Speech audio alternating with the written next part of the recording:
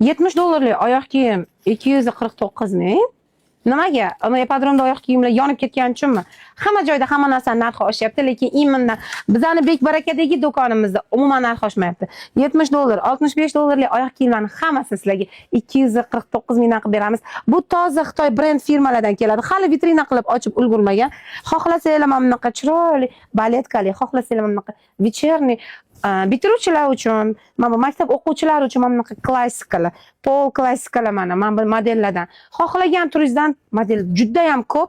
Viberimiz rosa ham ko'p. Mana yangi modellarning hammasini hali vitrina qilib ulgurmayapmiz, lekin hammanglarni o'sha Bek barakadagi 13-qator ikkinchi blok 812-do'konga taklif qilaman. Mendan juda ham ko'pchiliginglar qatta degan savol berasizlar. Bek barakaga kirasiz, oxirgi qator 13-qator bo'ladi. 13-qatori ikkinchi bloki 812-do'kon. Xizmatingizda Hadicha bo'ladi. U bo'lmasa yigitlarimiz xizmat qiladi, lekin dastlabki xizmatlarimiz 24 soat ishlaydi. Kavuklariga qaranglar, morojniy kavuk. Qizlar bunaqa akkuratniy, stilniy.